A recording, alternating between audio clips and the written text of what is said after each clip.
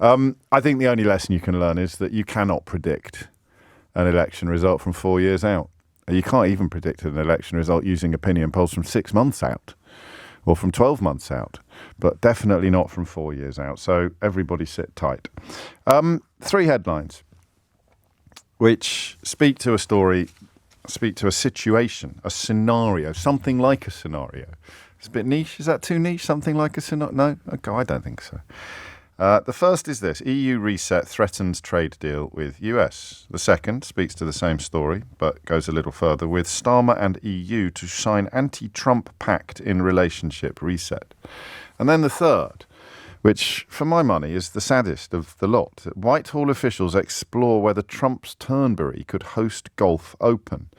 So this is in response, apparently, to the US president regularly asking UK ministers why the Open, the golf tournament, has not been held at the resort he owns in Ayrshire in Scotland since 2009. I think it's time to pull Jimmy Carter out of the wallet, isn't it? And remind ourselves that the late Jimmy Carter put his family peanut farm in trust when he became president of the United States, lest anybody anywhere could ever even suspect, or never mind suggest, that there may be any conflict of interest whatsoever between his presidential duties and his private commercial concerns. That doesn't just feel like a different age, it feels like a different planet. The British government, or at least Whitehall officials, wondering whether they can actually respond to the child president's petulant pleas for a resort he owns to host the Open, something that I presume delivers quite healthy profits and certainly delivers quite serious prestige. Jimmy Carter puts his peanut farm in trust, a blind trust. Donald Trump leans on government ministers to get a golf tournament held at a resort that he owns. And that's not even in the top 100 acts of egregious, borderline corruption, well, not even borderline, egregious self-interest and moral corruption that we have seen in the first 100 days. You'll be delighted to learn that Simon Marks will be joining us later today, live from Washington, to discuss those first 100 days. It's a much bigger junction in US politics than it is in UK.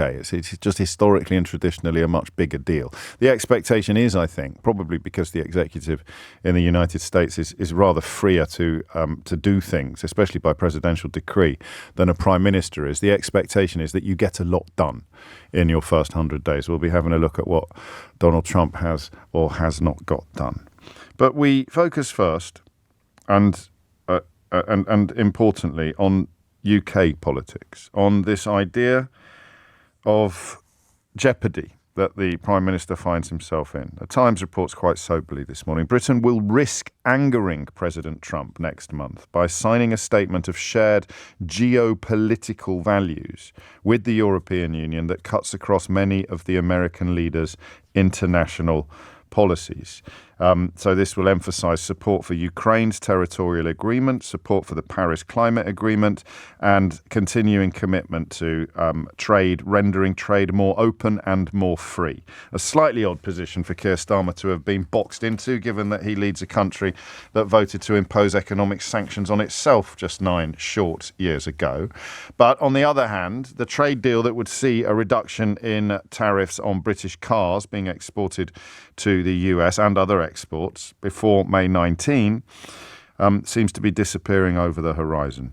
I need to loosen my scarf a bit today on the question not of British party politics.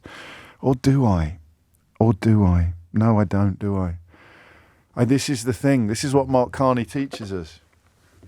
Mark Carney has come out swinging for Donald Trump. I know that the situation is different. Donald Trump hasn't announced a desire to annex the United Kingdom and turn it into the 51st state as he has with Canada.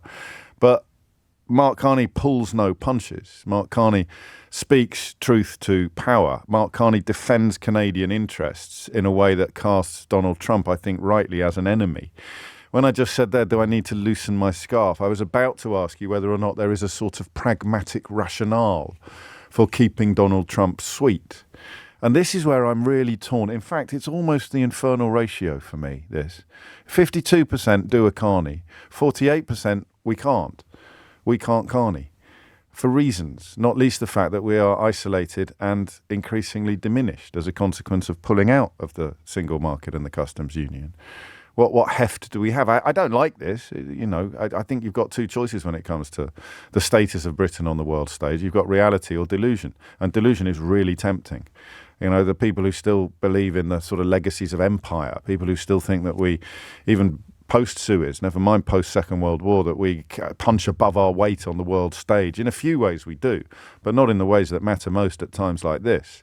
So that little voice in my head going, you can't call a spade, you can't call a fascist, you can't decry the egregious corruption and disgusting personal conduct and public depravity of the US president because he wields too much power over you. He holds too much power over you. I hate that thought. Because it might be true.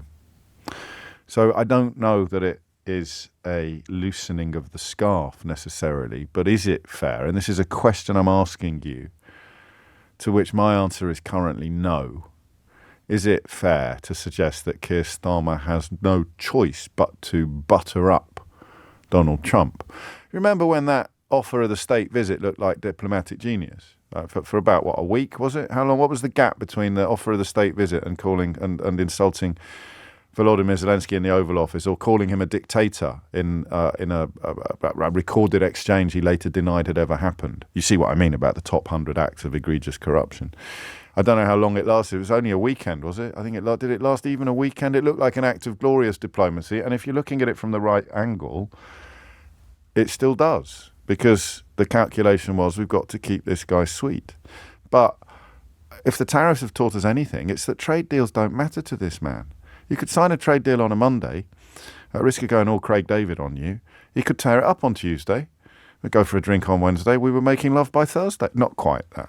But if you sign a trade deal on a Tuesday, he could have torn it up by Wednesday. And ridden completely roughshod over the things that you thought were written in stone, written in blood. So what choice does Starmer have? This isn't a phone-in because I don't think there's an answer to it. I'll tell you what the phone-in is in the next 120 seconds. If you've worked it out for yourself already, the number you need is 03456060973. It's about jumping one way or the other, or describing to me what the tightrope looks like, where you try to keep both sides sweet. I know there's a lot of clamour for, quotes, rejoining, end quotes, or realigning. I still think that's trickier than most people appreciate.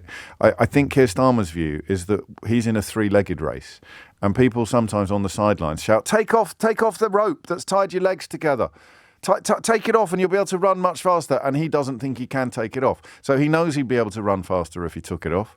He knows that taking it off is what logic dictates, but there is still either a literal majority or a political jeopardy attached to removing that rope. So he has to conduct the race with his legs, with his leg tied to another person's leg. You know what a three-legged race is. There's two people standing next to each other, and the adjoining legs, the abutting legs, the adjacent legs are tied together. So it's very hard to run in a three-legged race. Everyone's shouting from, take off the rope, Keir Starmer, take off the rope. He can't take the rope off. We can have a conversation about whether or not he can, but he believes he can't. So he's running a race with his legs tied to his running partner. And that means that he has less control over speed and direction than he would have otherwise. And that means that he is currently trying to do this thing. I don't know if it's another Ming vase, but he is trying to do this thing where cozying up to Trump in the hope of a trade deal, I'll say it again, cozying up to a man in the hope of a trade deal when it's a man who doesn't really set much store by the terms of trade deals that he's signed, or trying to, accelerate cooperation with a bloc that we used to be part of. So undoing some of the, which is the front page of the Daily Express yesterday, talked about us losing our freedoms. And then when you read the first paragraph of the story, it was about young people actually gaining freedom to live and work briefly in continental Europe. So we're still in the upside down, and Keir Starmer has to navigate the upside down. It will be the most significant political declaration on Europe since Brexit. On that, everyone is agreed. The full terms and conditions, the full detail of it, not yet established, but we know the Paris Climate Agreement will be there and free trade will be there. Donald Trump, of course, has publicly objected to both of those things, including free trade, commitment to the territorial integrity of Ukraine. So to begin the first three,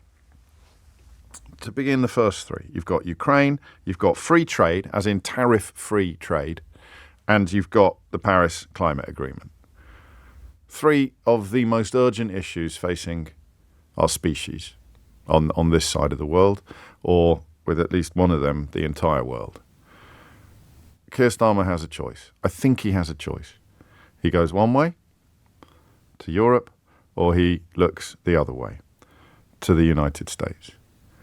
And when I said I was loosening my scarf, all I meant was, if you honestly believe that he should be looking more across the Atlantic than the Channel, then I don't want to scare you off or alienate you from the start. If you honestly believe it and you can offer up an intelligent analysis of why, I do really, really want to hear it.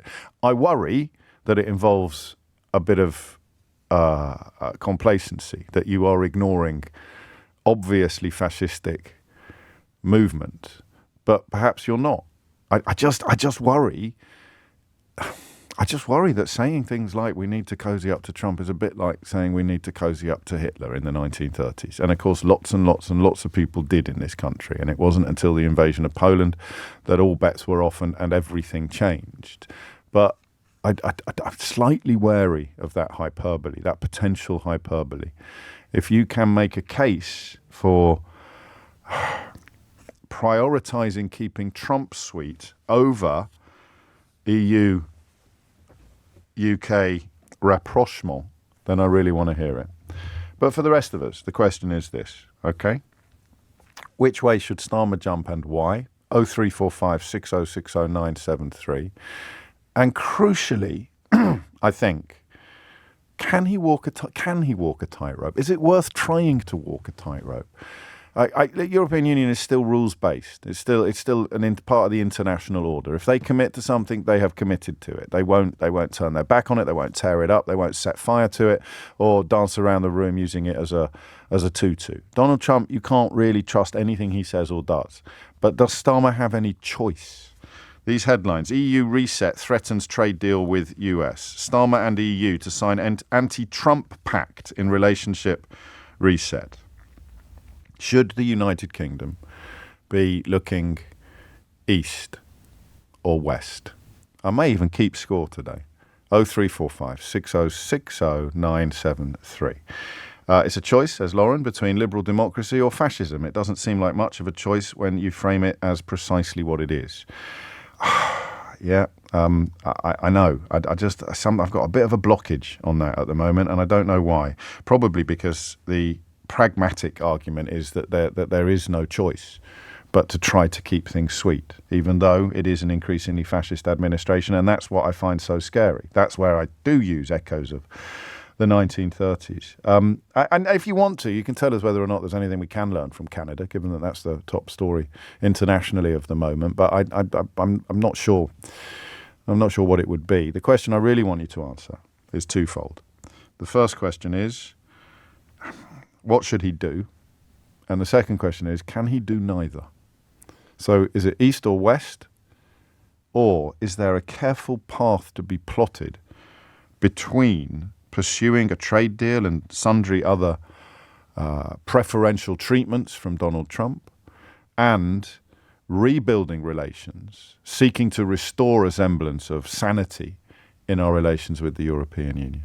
I can't wait to hear what you have to say about that.